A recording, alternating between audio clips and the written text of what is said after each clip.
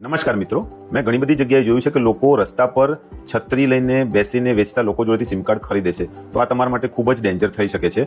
છત્રી પર વેચવાવાળા ઘણા બધા લોકો ઉપર પોલીસે ગુનાઓ દાખલ કરેલા છે. આ લોકો તમારી ફિંગરપ્રિન્ટ સિમ કાર્ડ માટે એકવાર લે છે, પછી 2 વાર 3 વાર 4 વાર એમ વારંવાર તમારી સિમ કાર્ડ લે છે, તમને એક સિમ કાર્ડ આપે છે અને એ લોકો પોતે 3 થી 4 સિમ કાર્ડ તમારા નામના કાઢે છે. અને આ તમામ સિમ કાર્ડનો સાયબર ક્રાઇમમાં ઉપયોગ થાય છે. તો આનાથી બચવા માટે તમારે શું કરવું? તો સૌથી પહેલા તો કોઈ પણ છત્રી લઈને બેસતા માણસ જોડે સિમ કાર્ડ લેવા નથી. ઓથેન્ટિકેટ સ્ટોરમાં જઈને તમે સિમ કાર્ડ લો. બીજી વાત, ભારત સરકારની એક સાઇટ છે tefcop.sancarsathi.gov.in. આના ઉપર તમે જશો, તમારો મોબાઈલ નંબર નાખશો, કેપ્ચા ભરશો, તો એ મોબાઈલ નંબરના આધાર કાર્ડ લિંક જોડે બીજા કેટલા મોબાઈલ નંબર ઇસ્યુ થયેલા છે તમામ નંબરનું લિસ્ટ આવશે. એ લિસ્ટમાં તમે જુઓ, જો તમે લીધેલો કોઈ નંબર ના હોય તો ત્યાં ટિક કરો નોટ માય નંબર કાં તો નોટ રિક્વાયર્ડ. એ નોટ રિક્વાયર્ડ ઉપર તમે ટિક કરશો એટલે કન્ફર્મેશન માટે કંપની ફોન કરશે. કંપનીને કન્ફર્મ નહીં લાગે તો 24 કલાકની અંદર એ સિમ કાર્ડ તમારું બંધ કરશે. તો તમામ ખાસથી ધ્યાન રાખો. આટલું તમને ના ખબર હોય તો તમે tefcop.sancarsathi ઉપર જઈને જોઈ લો.